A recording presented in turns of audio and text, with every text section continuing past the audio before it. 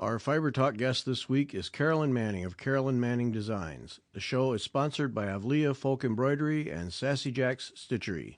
Designer Krista West of Avlia Folk Embroidery can help with your search for Stitcher Christmas gifts. On her list are Avlia needle minders inspired by Byzantine designs. 7 beautiful motifs are available at $10 each. For someone who's interested in exploring embroidery, select one of the Avlia embroidery hoop kits. They include everything you need to stitch the project, including the hoop. Also consider one of the many Avlia table runners, including the Oak Park Diamonds design inspired by prairie-style leaded glass. Not sure what to buy? Give an Avlia gift card so your fellow stitcher or significant other can make their own selection. Learn more at avliafolkembroidery.com. Gift cards are also a great option at Sassy Jack Stitchery, where you can also purchase Avlia charts and kits. In addition to a huge selection of charts, threads, ground cloth options, and various stitching accessories, Sassy Jacks has in stock the new Design Collective Christmas book from the publishers of Inspirations magazine and a limited number of copies of the 2023 Whitney Antiques Exhibition catalog. Either would make a special gift for a spouse, partner, or your favorite stitching friend. Be sure to put your name on the Black Swans Studios mailing list. Black Swans is a coalition of like-minded needlework artisans created by Kim Young and Jackie Duplessis that will focus on sharing collected knowledge and skills with today's needleworkers through multiple learning channels. The first event from the studios will be March 19 to 21 in Asheville, North Carolina. It will feature an impressive museum-quality band sampler from 1747. Registration is now open at sassyjackstitchery.com. Thanks to Avlia Folk Embroidery and Sassy Jack Stitchery for sponsoring the show, and now our conversation with Carolyn Manning.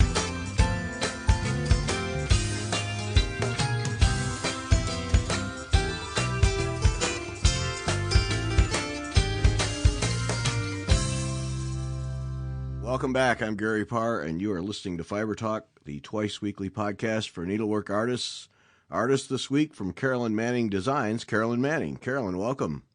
Hello, thank you. Oh, thanks for doing this. Been paying attention to you for some time now, and really glad to be able to talk to you about your art. It's different. It's my reading is, see if I'm right on this, is that we get a real strong mandala flavor in a lot of them, and then heavy quilt designs.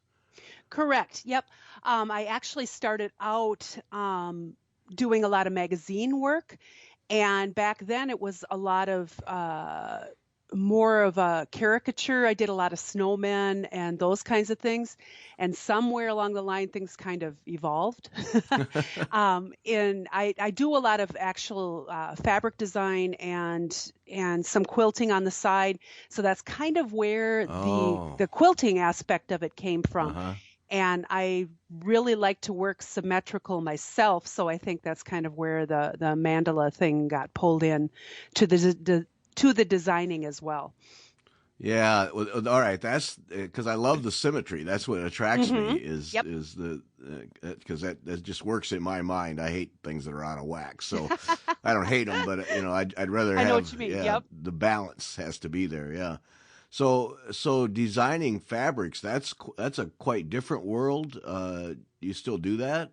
Yes, I do. It started out more. I do have some fabrics available on Spoonflower. I've heard of that. That's the place, isn't it? Mm-hmm. And I started out doing some of the things, designing digitally using different filters and such of photos. I go out and take a lot of really strange photographs from time to time, mostly like of tree bark and just odd things, stone surfaces, different textures, and then manipulate those in Photoshop and such. And the whole point initially was to come up with canvases that I could use for my freeform embroidery, just for my own personal art. And then it kind of evolved into some of the actual quilting fabrics as well. Yeah. So I don't have anything out there in actual quilt shops and those kinds of things. It's just typically on spoon flower, and then my own, using those fabrics for my own art. Yeah. Okay. So, all right. So I connect with you there, and people are really tired, I'm sure, of me saying this. But at one time, not too many years ago, I did a lot of photography, and Mm-hmm. my favorite type of photography was macro work. And Okay. but it was not, fill the frame with a flower. It was get closer, and you talk about tree bark and stones and stuff. Get closer and get the textures and the shapes that are within the item that you're photographing. And to Mm-hmm. me, that's where it's a whole different world of things. So you're doing the same thing then. You're finding those shapes and textures and then replicating them on cloth then. Yes. Yep. Oh, that's so much fun because it's a, a photographer, one of those guys who knows everything, once told me when you come to a scene, especially if you're traveling and it's vacation or whatever, take half dozen pictures of the scene. That's for the record. Then Mm-hmm. start taking it apart because that's Yep. where the real stuff is at. Yeah. Cracks in the pavement. Yeah. That's a big one for me. I'm always looking. I'm looking down more than I'm looking up. Uh huh. Yeah. A lot of the time when I'm photographing, I go on my little walkabouts. And here in Minnesota, it gets a little bit tricky. Some of the seasons get a little Yeah. bit rough to get out there and try to do any of that. But ice and tree Yeah. bark, like I mentioned. The patterns of shadow and leaves on the ground, all those kinds of things, really strange things catch my eye. It's not your usual typical landscapes or like you mentioned, flowers, unless I'm getting in there and taking pictures of dead flowers. Yeah. Because textures and those kinds of things in some of those things that are returning to the earth, Yep. for lack of a better way of putting it, are the most interesting to me. Oh, I agree. So Yep. people miss out on that. In late fall, dead stuff is Yep. fascinating. Yeah, Hmm. you can spend hours because there's so much there that you don't see any other time of year. There's no way to. Yeah, and you get a little frost on it and a little snow and oh yeah, Exactly. Yep. yeah. Yep. So, Oh. yeah. So, and all of those things kind of lend themselves to not only my embroidery that I always try to do a warm up every day with some freeform embroidery in one shape, manner, or form. Um, and a lot of that then lends itself into my actual cross stitch designing. Mm-hmm. So, everything kind of plays off of the previous, so my pictures out there, then I'm futzing around with fabric design or using those fabrics for bases for embroidery. Then sometimes the designs that I come up with fabric actually translate into cross stitch designs. And that's kind of how the whole quilting inspiration kind of tied into everything as well. Does quilting actually happen, or is it just an art form for you that you convert into needlework? I do some quilting. I've done a lot of crazy quilting, basically Oh, because there's a lot of embroidery involved in some of yeah. that. I've not done any really large scale quilts. I've done some smaller art quilt type things. Mm-hmm. And I like to do everything by hand. I've got a sewing machine and stuff, of course, but I really like the pace of stitching by hand. It's Mm-hmm. just there's just something and that holds true for the cross stitching process as well, stitching my models, just that pull through fabric with needle and fiber is just Yeah. really relaxing for me. Some Right. people they're just like, I'm always telling stitchers that are doing my design, if they're like, I can't stitch that fast, I'm like, it's not about stitching fast, it's about enjoying your journey Mm-hmm.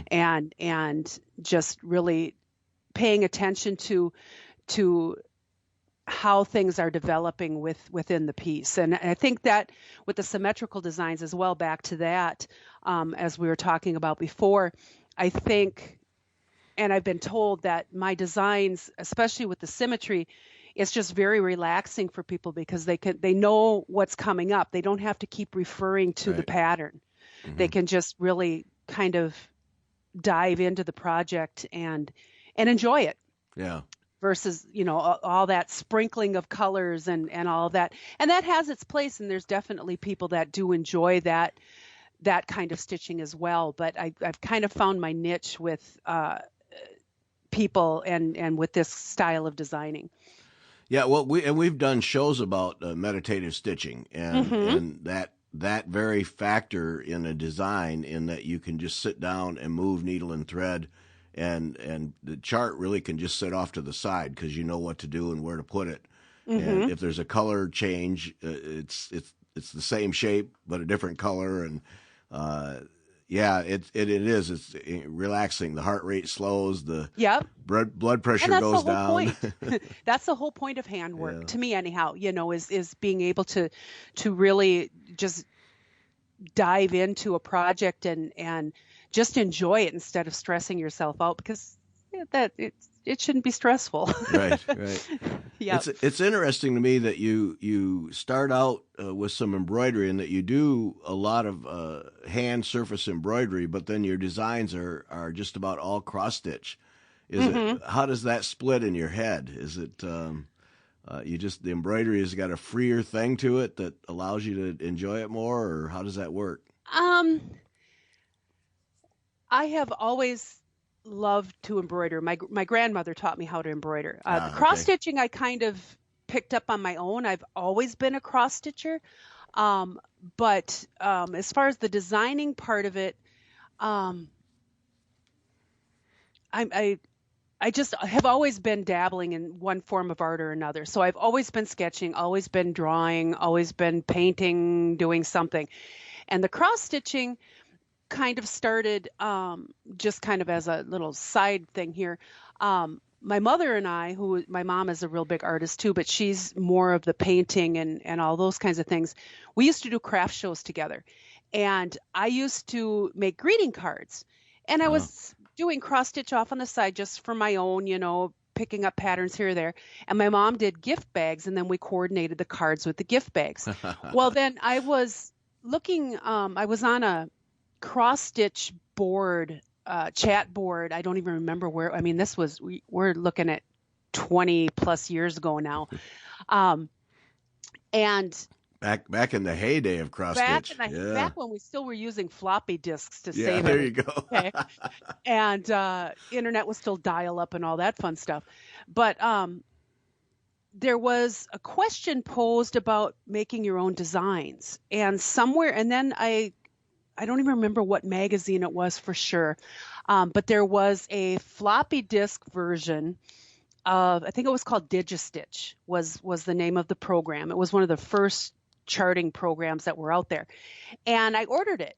And lo and behold, I could bring in, because I did all of my illustration stuff for the greeting cards on like just a basic drawing program on the computer. Uh-huh. And I could bring those images into Digistitch and turn them into cross stitch things. There you go. Well, then another gal on the chat board said, have you ever thought about submitting these to magazines? And then that's kind of how the whole thing started with the cross stitch part of it. Now, the embroidery part of it, I've always just done, or it started doing, I should say, just for myself. I just enjoyed waking up with that first cup of coffee in the morning and stitching. Mm-hmm. And then pretty soon things started kind of molding together a bit more, especially over the last, I'd say 5-6 years is when the embroidery really started to try to influence the cross stitch a little bit more. They weren't quite so separate. And I think the biggest crossover was the Flower a Day project. Mm-hmm. That started in 2017, excuse me, as a daily project for me over the course of 2017. I freeform embroidered a flower using threads that I had tangled up threads that were in my grandmother's embroidery box and my great aunt's embroidery box. And for my base fabric, I used linen napkins that I had found, a set of 4 that I had found at the thrift store, which I do a lot with my embroidery. And so it ended up being this 36-inch by 36-inch humongous piece. And I think I sent you some images of that, Yeah. the Flower a Day project. And I had shown it in one of my Facebook groups, and they were like, wow, do you have a cross stitch version of that? And so that's how the cross stitch, which is like one of my biggest, most popular designs, is the Flower a Day series and collection. A lot of stitchers doing that one. And the nice thing with that one is it encourages people to stitch every day.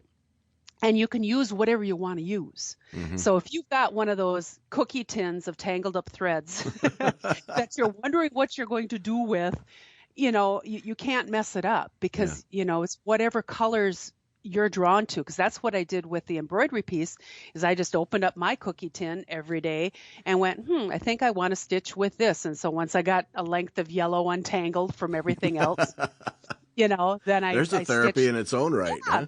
exactly. So that's kind of how that evolved.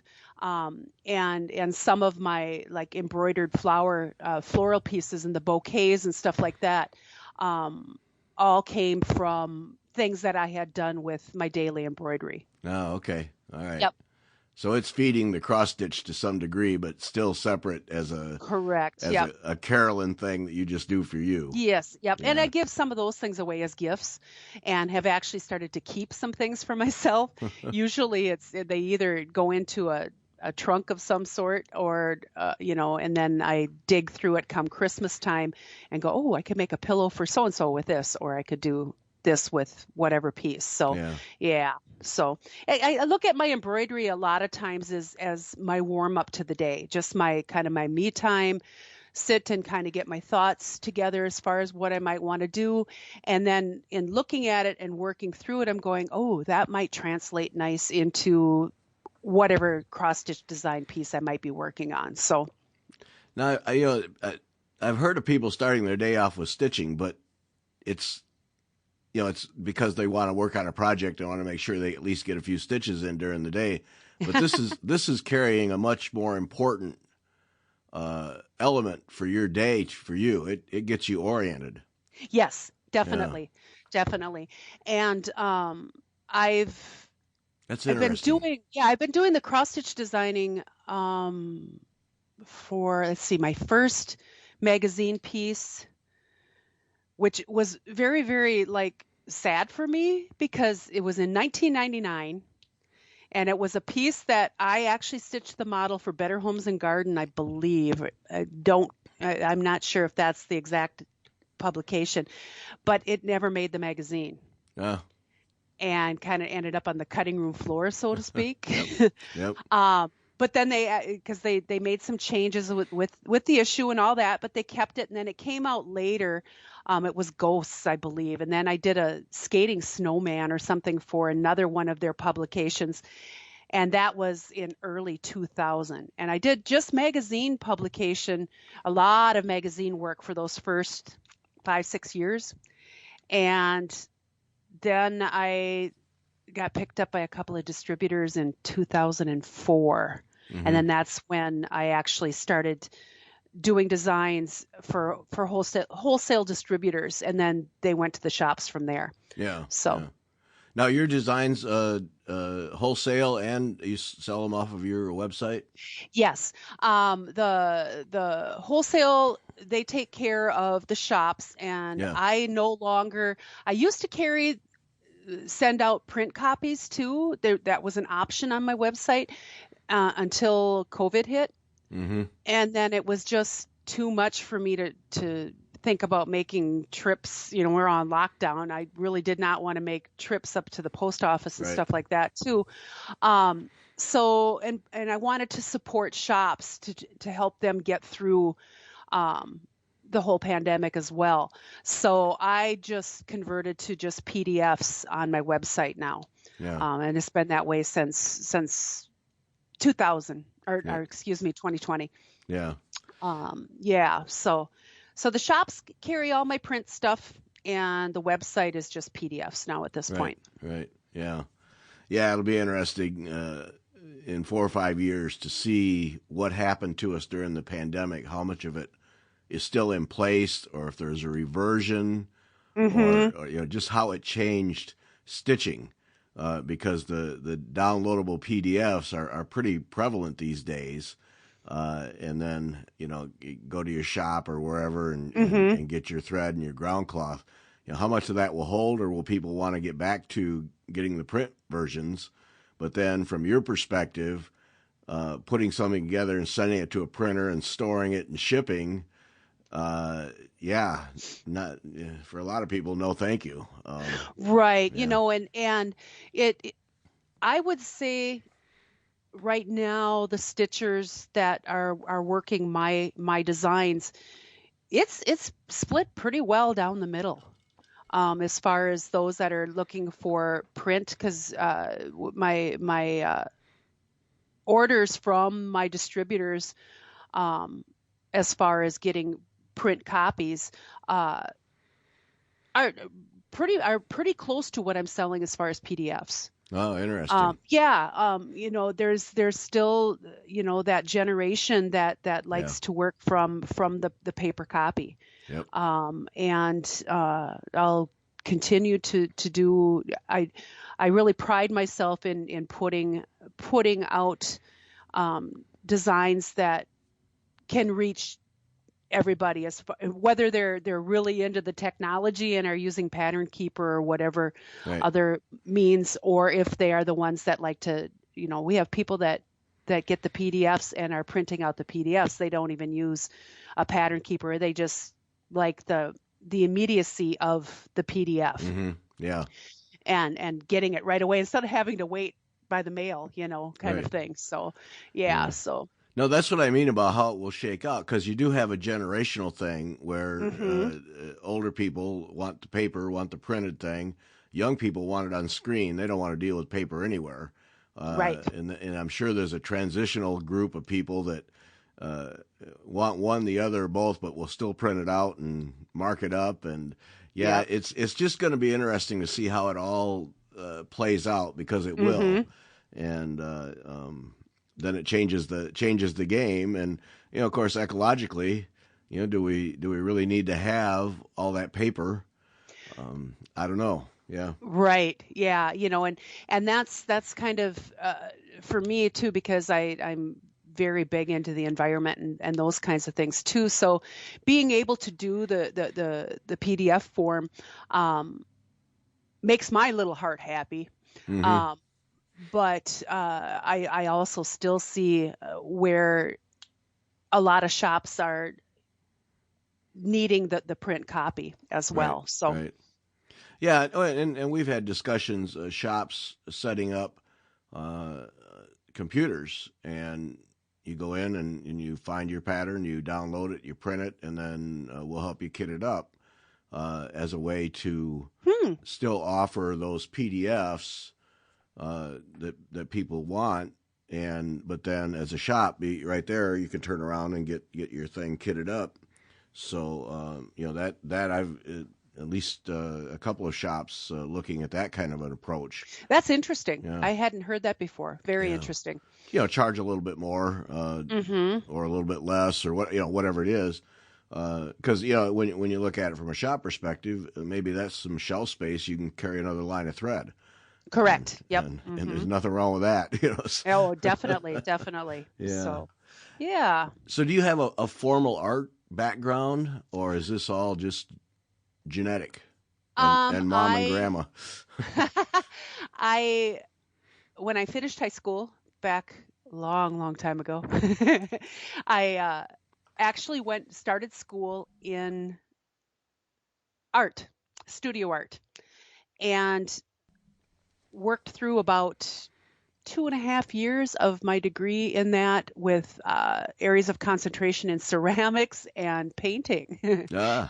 Very different. Yeah. And I like I mentioned before, I've always been doing something artistic, in one medium or another. And I let somebody talk me into the fact that I would be a starving artist, that I would never be able to make it. No. So yeah. So I switched my major to psychology, And Wait, then you I went from starving artist to starving yeah, psychologist? imagine that. No, and then I actually worked in a group home for about almost 30 years. Oh, And I had two kids at home that I was raising, and I just couldn't make it on just the cross stitch. Even, I found success pretty early with the cross stitch designing, especially when I started sending to wholesale distributors, yeah. and got kind of out of the magazine side of things. Although I still do a fair amount of work for magazines as well, just cross stitch in particular. Um, and so I was still doing it, kind of thing. And then the group home I was working at did a kind of a downsizing type thing. And after a number of years with them, um, I was let go. Mm-hmm. Like a lot of people back in, I think it was, I can't remember the exact year. So then I decided to go to our 2-year college here. And so I went and got my graphic design degree Oh, okay. from there. And so that kind of tied in a bit and has helped immensely with figuring out how to package things up and as far as the photography end of things Yeah. and those kinds of things. So yes, I have some formal training, but I also did a lot of it just on my own, a lot of Mm, self-taught things as well. So yeah. Yeah. How many people, that one door closes, opens up, blah, blah, blah, whatever that saying is. yep. But it spurs you, uh, to survive, but also, I think kind of frees your mind when you lose a job like that. You go, wait, hmm all right, now what are my options? Let's seize this opportunity Right. and see if we can go in a direction that I'm really going to enjoy. So, Right. Well, I ended up going back to the group home oh, in a did you? different position. Yeah, Oh, because I had been in a managerial type of thing, and so I went back just as a part-time kind of person, hmm, and then in I got to think here, 2018, both my kids were grown, gone, off to college. Had sworn they were never coming back, and they didn't okay. yet, but kind of thing. Credit for But that. Yep. yeah, there we go. And so then I was just like, I could probably live on ramen noodles and bologna sandwiches again, like I did in in college. So I quit the job and took the leap and never looked back. Yeah. That Scary. first year I was just like, oh my goodness, what have I done? Kind of, I've never. Well, then I started my first Facebook group. I was always on Facebook with my Facebook page, but I didn't actually have the group. Hmm. And I started my first stitch along, and in 2018, and it just went boom.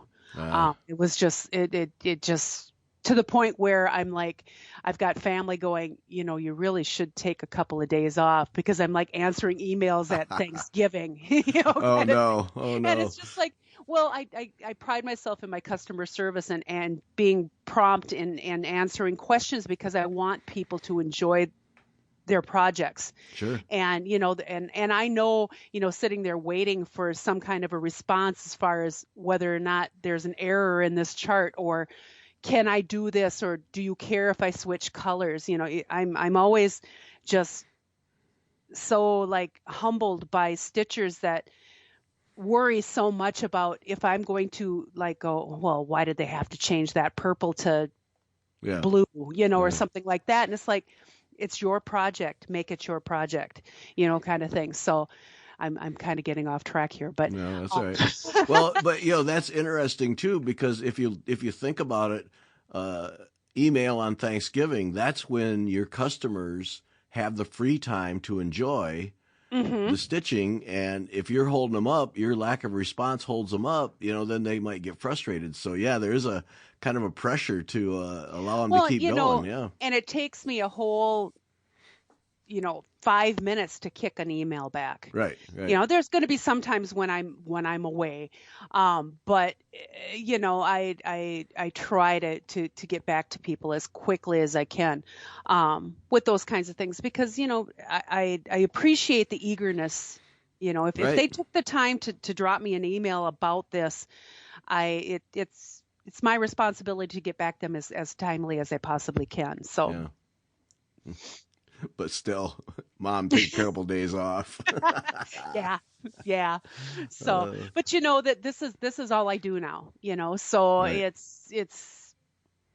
I feel it's part of my job, Right. obviously, to be responsive and to make sure that I'm taking care of the people that are taking the time to actually stitch my projects. So was it a very long time before your heart slowed down and you felt like, hey, I can make this work and maybe I don't have to eat ramen noodles around the clock? Actually, yeah, I probably with, about halfway through that first year, Oh, okay. I'm like, okay, and especially when I made the decision to offer as PDFs, Mm-hmm.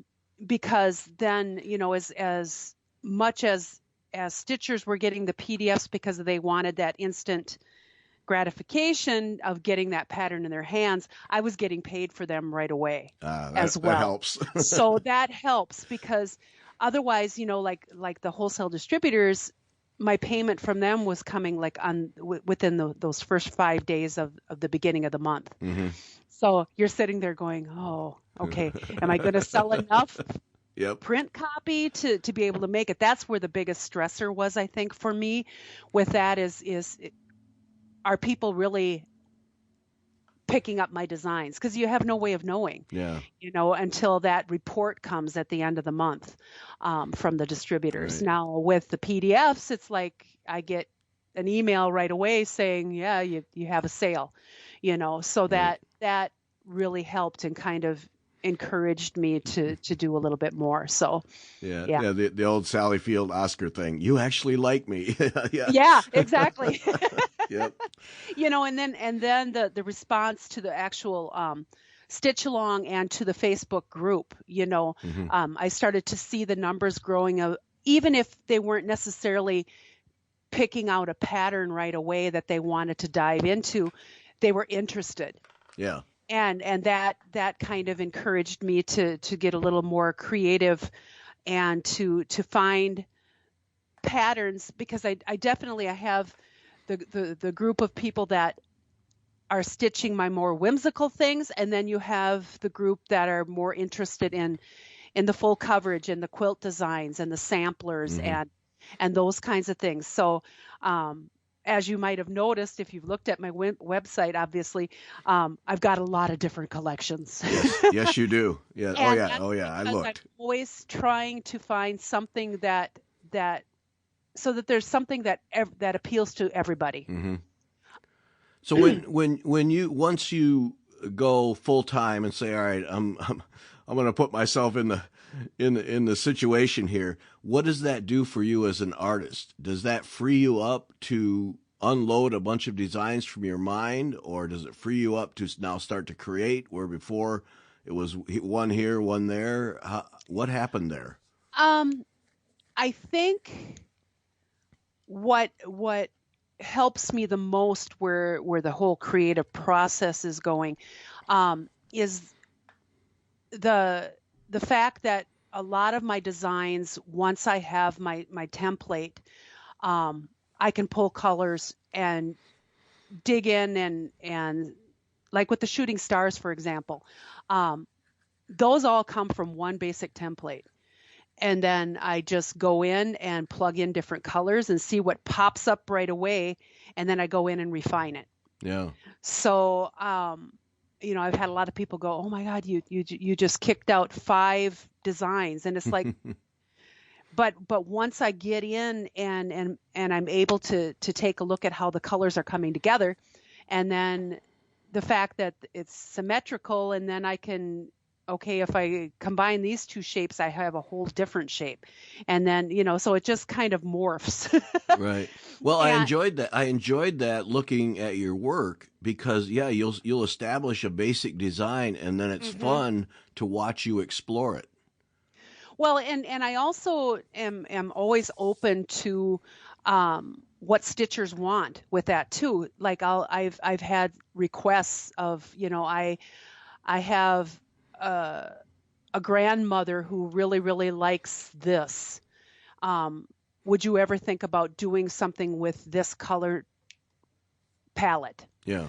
And I like to do that kind of thing as well. And then all of a sudden I'm going, oh, I'm kind of liking that too, Yeah. or I pull from my own life, like the grandma's lilac pattern. Um, I have a big old lilac bush right outside my house here that my grandmother planted. Um, and every year I look at it and go, that is such a cool memory for me, and like there's like the bouquets, for example. Um, it started out as a stitch along, and then I thought I want to honor all of the women and young girls and young women in my family. So then they all became named after all the women in my family. Ah, okay. So there's always something that kind of pulls into it. And once I get a basic design, like again, like the shooting star designs or the broken star designs, for example, the shooting star design started with just it's a Texas Star quilt block. And then I pulled it all together, and then I'm going, oh, when I change up these colors, all of a sudden it's turning more into a mandala. Mm-hmm. And then so everything. And then I'm going, and then I had some stitchers say, well, the big patterns, because the biggest ones I think are, I got to think here, 199 stitches by 199 stitches. They end up being like 12 or 13 inches square on 14 count fabric. Yeah. And they're going, that's just way too big for me, Right. And I went, okay, well, let's make some smalls then. So then I just kind of whittled them down. And then all of a sudden I had somebody else come to me and go, well, the smalls are too small. Can you do an in between? So they're always changing. And like I Right. have a stitch along that just started the Star Touched Meadow. And those are, I found that I could pull certain stitch. So the little diamonds in the original shooting stars are, I believe, 9 stitches by 9 stitches. And I found a way to reduce those to 5 by 5. So then that brought the full size pattern down to a much more manageable 77 stitches by 77 stitches, I think, are the blocks. They end up being like 6 inches square on, just under 6 inches square on 14 count fabric.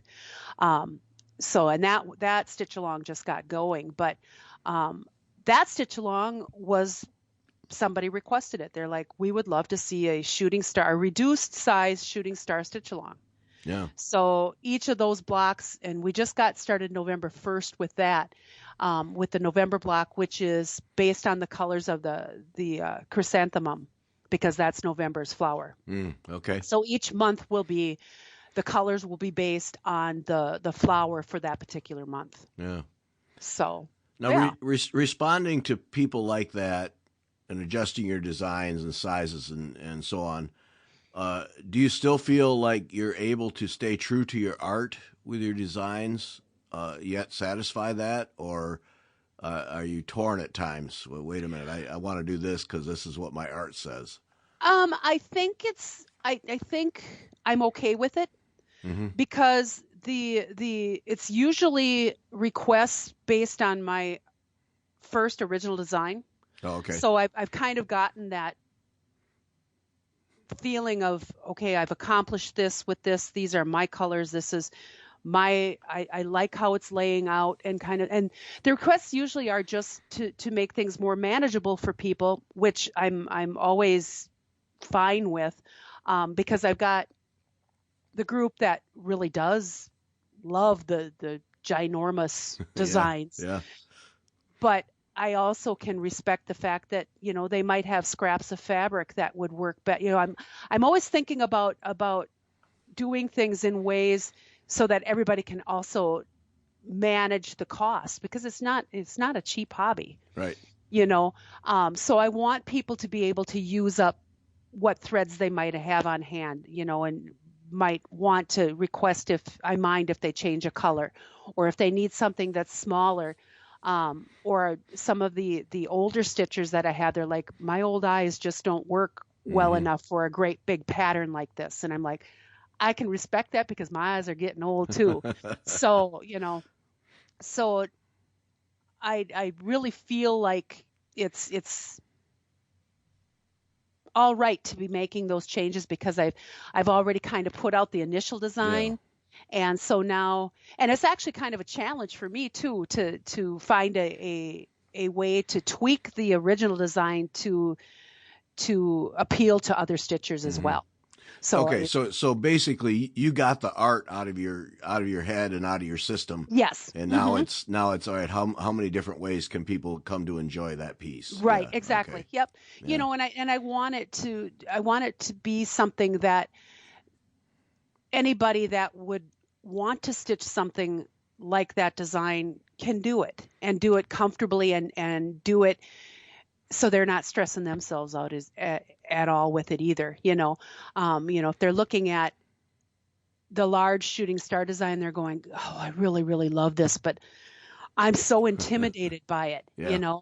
And I'm like, no, I don't want you to be intimidated by this, let's get in. And actually, a lot of the questions that I get from stitchers is more of a, how do I start this Mm. kind of thing. I've always been a middle starter. Can I start in the middle? I'm like, of course you can. Or you can measure in from the corner, whatever. And if I can help you with that, drop me another email, and we'll talk through it. And I get a lot of those. I actually get a lot of those emails, especially from new stitchers. And that just makes me giddy, because I'm like, no, cross stitch isn't a dying art. Right. Right. Yeah. No, it's not. All you have to do is look on any of the social media platforms, and it's all over the place. Oh yeah. No, it's You not. know, It's not dying at all. No. no, no. No. So I'm always trying to find new ways to liven things up for people. I incorporate some specialty stitches that aren't going to leave people running off screaming, because they're like, I have no idea how to do that. No, it's very, very simple, but we'll get you through it, Yep. kind of thing. Yeah. Yeah. So Yeah, it's crazy how those things get started. You know, middle starter, upper left corner, upper right yep, corner, yep. and And I've always been a middle starter, and I think that's kind of where some of the mandala stuff came oh, from with hmm, the symmetry, because you get going and you know exactly what you need to stitch next. yep, You get that first little corner quadrant on, you're going, oh, okay, so that needs to just go over there on the other side. So right, right. yeah. So Yeah, see, I'm an upper left starter, but yeah, a mandala. I mean, I would almost feel obligated to start in the middle and let it expand from there. yep, Yeah. yep.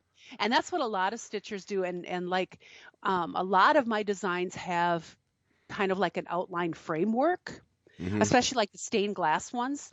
And so I see a lot of people stitch that whole framework first, and then it's like a coloring book.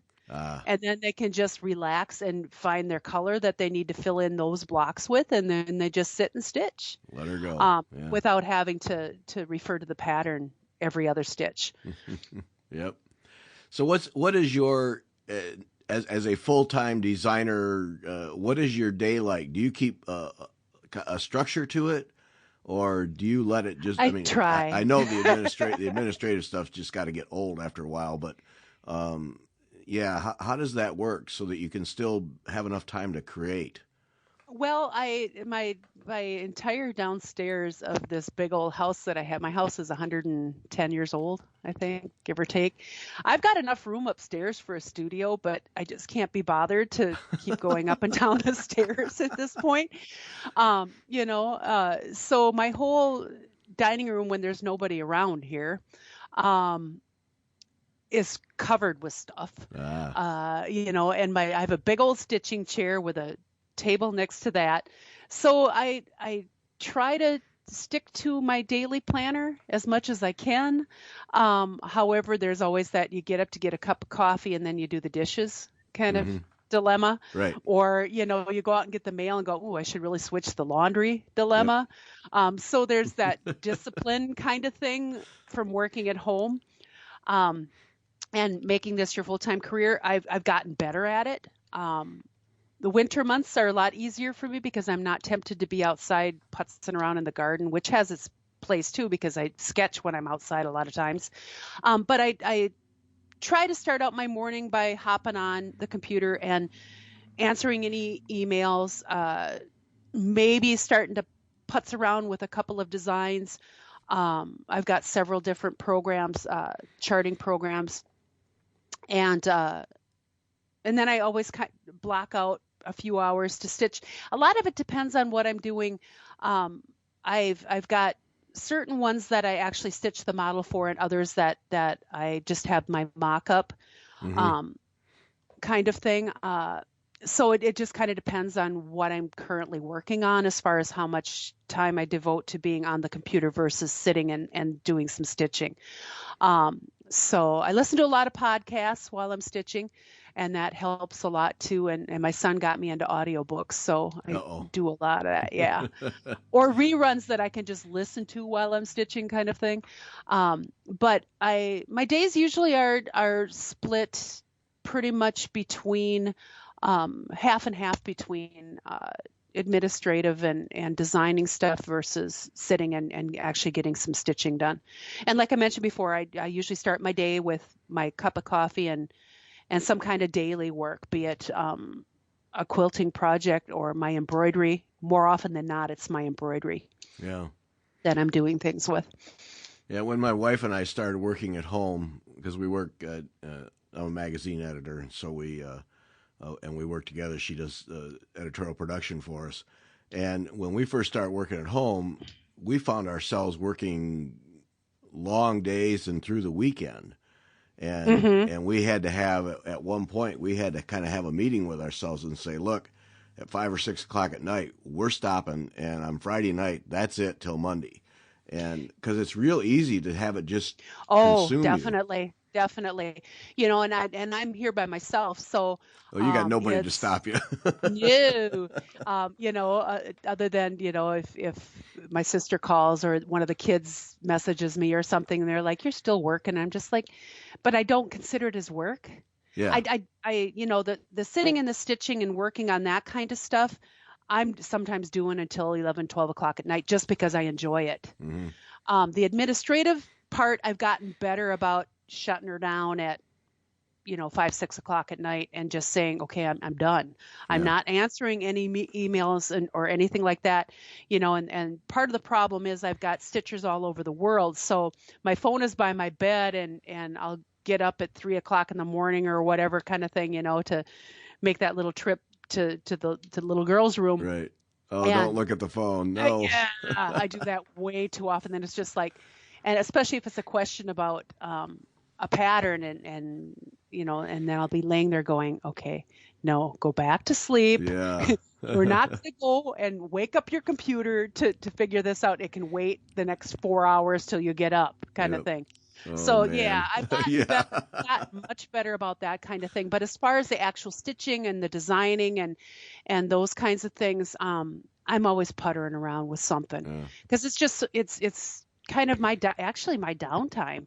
I really just love to sit. I also do a lot of crocheting and that kind of. I can't knit to save my soul, but crocheting, I do a lot of that too. So I'm always putzing around with something, unless I'm gone. Yeah, I've never understood that. You hear that? I've heard that more than once. I can crochet, but I can never knit, or I can knit and I don't get the crochet thing at all. And to me, they look like the same. It's just this different movements, but I don't do either one. I probably could pick up knitting if I really wanted to, but I've got so much going on that I don't need another something to try to figure out. So yeah. And those two fascinate me, because you'll watch seasoned knitters or crocheters. They can be anywhere doing anything, and those hands are just flying. And it's like an out of person, an out of body experience for them. Yep. It's just fascinating how they do that. And the next thing you know, they have a blanket. Well, how'd you do that? Yeah. Yeah. No, Yeah, crocheting, I don't have to, a lot of times I don't have to look at what I'm doing. you can I just can go. lift my eyes and watch TV and crochet while I'm watching TV. Yeah. So and my grandmother taught me how to do that too. So, she did a lot of those kinds of things, and she made these amazing, uh, braided wool rugs as well. Oh, The old fashioned ones. oh, I still have one of her small ones here somewhere. I think it's still packed away from when I moved here, but, um, and it always amazes me at the strength it must have taken in her hands to, I mean, just oh, tight, yeah. tight braid. And that's Oh, how she used to crochet and stitch too, was just these precise little bitty. And I'm just like, oh, man, it's just like, yeah, crazy, yeah. but Yeah. definitely. Yeah, no, my grandma was a crocheter, quilter and crocheter, and I still have an Afghan. Blue is my favorite color, and she was making an Afghan for me when I went to college, Ah, and I said, Grandma, will you make it longer so that I don't have to scrunch up underneath it? And she did, and I still have that today. So I'm 68, so that was when I was 18, and yep. still have it today. And every time I haul it out, it's like, thanks, Grandma, for making it longer, because it's just Yep. yeah, perfect, yeah, and the durability, for crying out loud, how many years and Mm-hmm. still functional, yeah, yeah. Yep. I have a lot of different pieces that family members. My dad, when he was still with us, he was disabled, and he used to do latch hook rugs. Ah, And I have a cardinal that he did. It's actually hanging in my kitchen because he lived here too for a number of years before he passed away. But so I've got a lot of family members that have puttered around with different fiber things, and they all just kind of look at me like, you're strange. I'm going, yeah, but I get to play with string for yeah, daily for a living. It's, hey. yep, yep. Yeah, Yeah. exactly. So You mentioned your sketchbook. So you're one of those that is constantly sketching out ideas? I have a stack, Uh-oh. probably, yeah.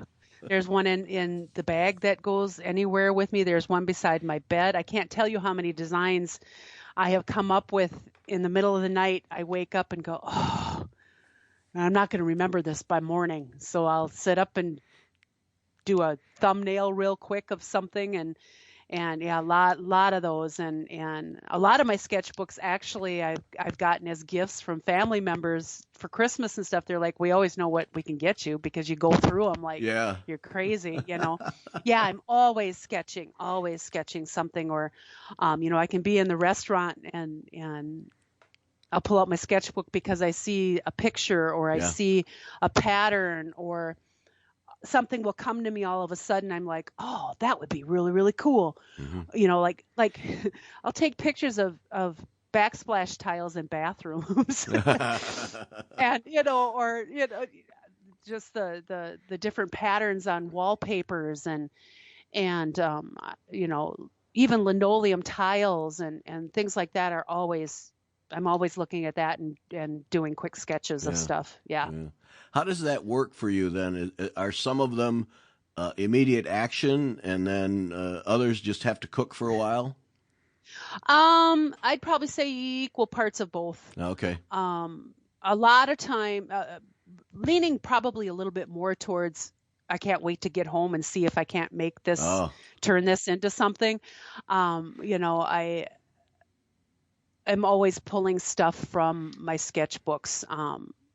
A lot of times I've got the sketchbook right next to me. And if I'm having a design day, um, I'm always flipping through whichever sketchbook I've got, okay. and pulling things from those. So, and I've got a huge database of quilt blocks, Uh, um, and those kinds of things too. And I'm saving pictures all the time from things that I've come across online, and going, oh, I think I could whip something up with this as inspiration. Right. I try not to do anything that is going to influence copyright at all or anything Yeah. like that. Got to be real careful, because that's one of my biggest bugaboos. I don't have as many problems with people swiping my stuff as some other designers do. Fortunately, I'm really fortunate in that regard. But it also makes me very, very aware and very careful and considerate of other people's artwork, and making sure that I'm making my designs and not Right. something else. So Yeah. No, that's we've had discussions recently about that very topic, because some people just have no qualms whatsoever about just lifting anything, and oh yeah, it just irks me to no end, because basically designers start to say, wait a minute, it's not worth it to me anymore. yep. And I have some designing friends that have given it up because they Yeah. just and there's groups on Facebook that are just terrible about sharing designs. It gets to the point where you just can't police it all the time. It's just really frustrating. Yeah. It's like I try to keep my prices as reasonable as I possibly can. And I'm sorry, you just if you can't scrape together $5 for a pattern, Yeah. Yeah. Hard to help them. Yeah.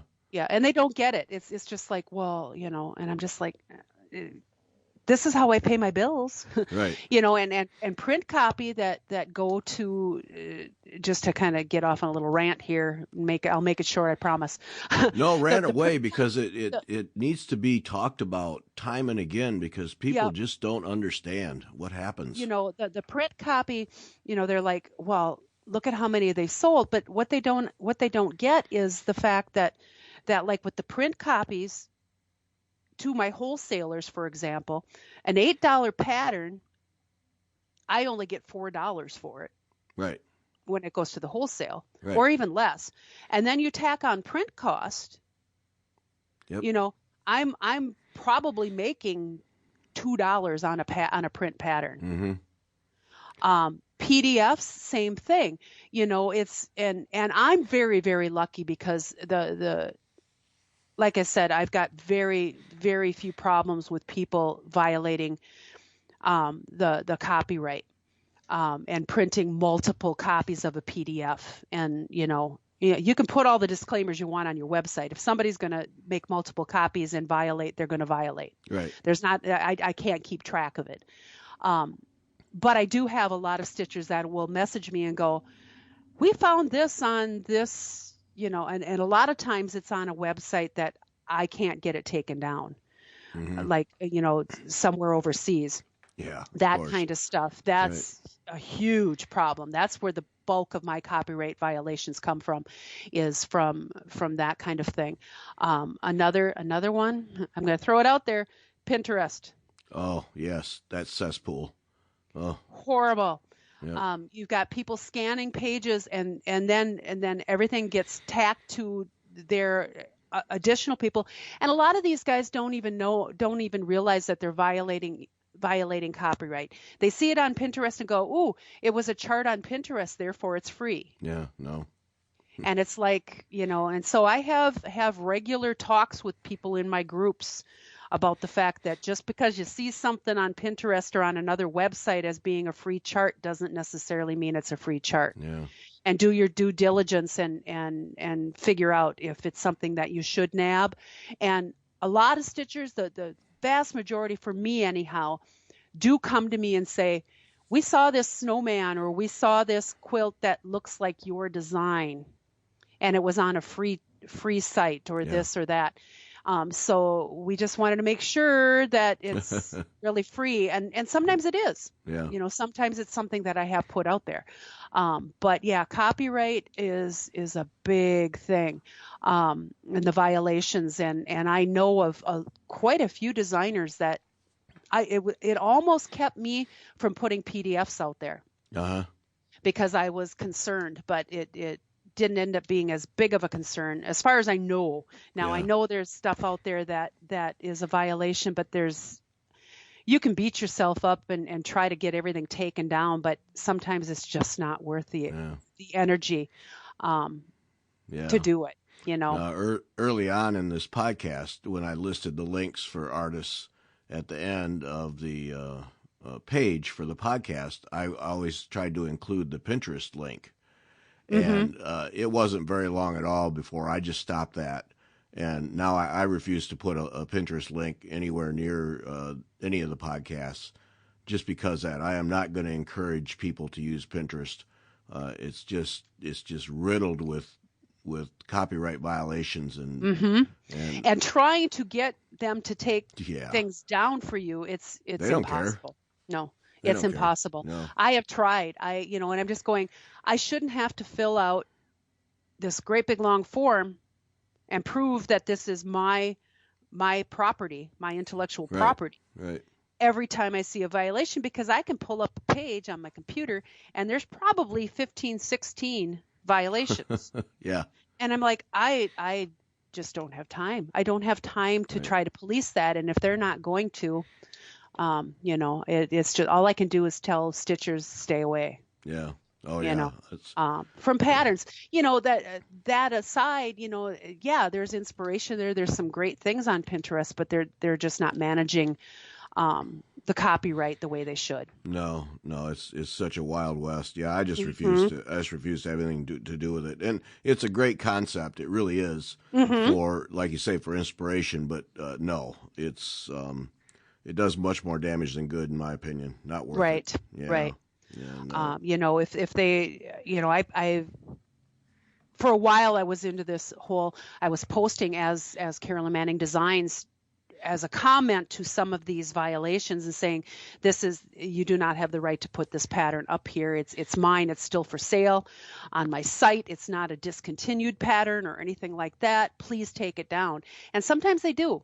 But a lot of times, no, it's still there. Yeah. So They're going to take the money. Yep. yep. Yeah, it's frustrating. So All right. On a more positive note, since we're running out of time here.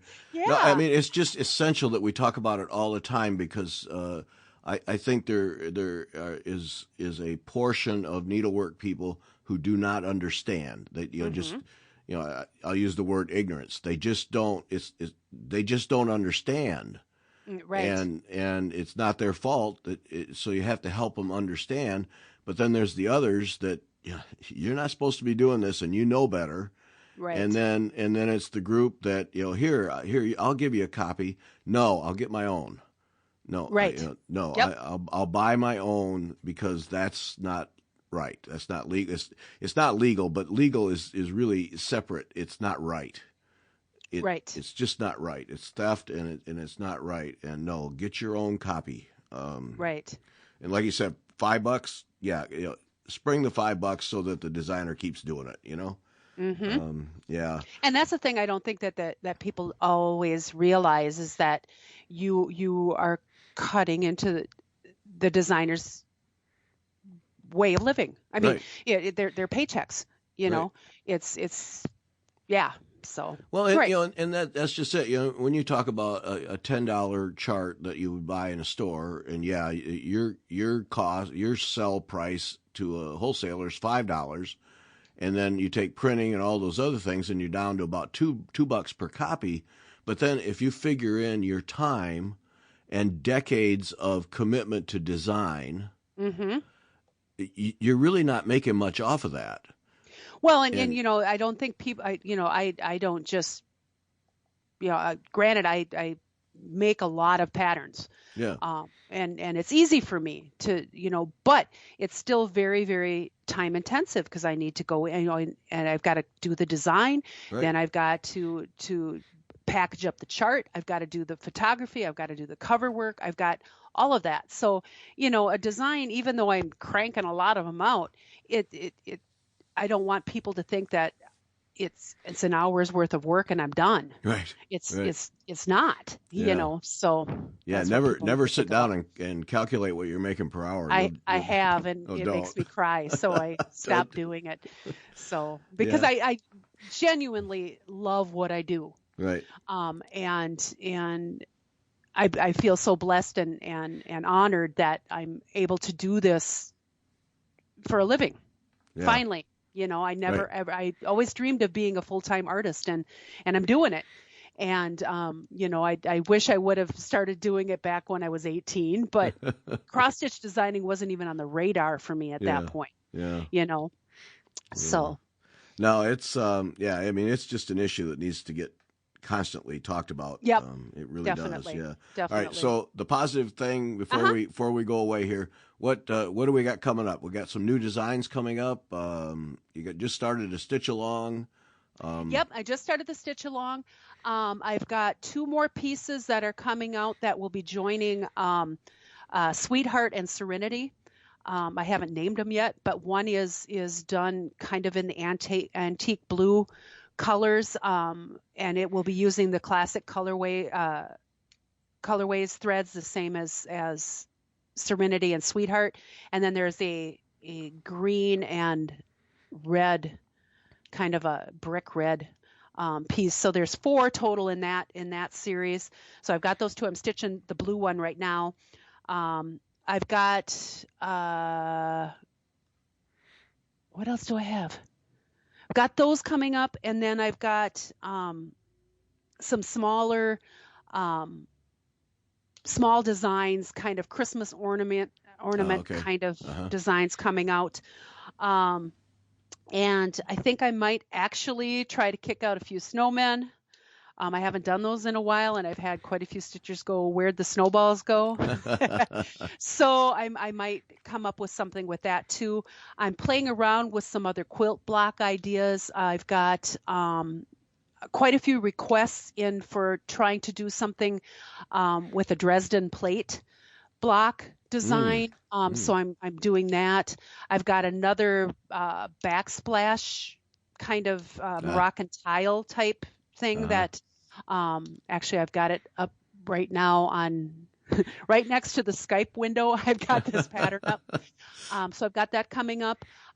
Sulky just sent me, they've got a new thread, and I don't have it written down in front of me right now, but it's an acrylic thread that Oh, you can brush up, and it kind of it's kind of got more of a vintage wool feel to it, even though it's an acrylic thread.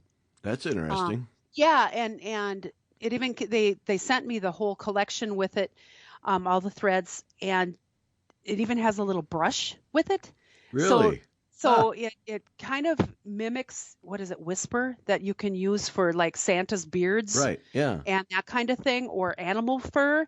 So I'm playing around with that right now. I don't have any actual designs. I'm just kind of playing with the thread right now to see what it'll do. And then Sulky also has a whole bunch of new variegated their blendables, the 12 weight threads, the cotton petite threads that they have. Mm-hmm. A whole bunch of new colors with that. So I've got some ideas kicking around in my head with things to do with that as well. So there's quite a few. There are Yeah. various stages of stuff. But winter, we get snowed in up here, and Look you're out. not going anywhere. So I've got nothing better to do than sit and play. So Yep. Nothing wrong with yeah, that. Yeah. Yeah. exactly. Well, that's excellent. Well, Carolyn, thank you so much. Thank you. Carolyn Manning Designs is .com is the website, and Instagram. That's where I found you. And yeah, Hmm. there's a ton of it. So thank you, Carolyn, and thanks to everyone for listening. Thank you.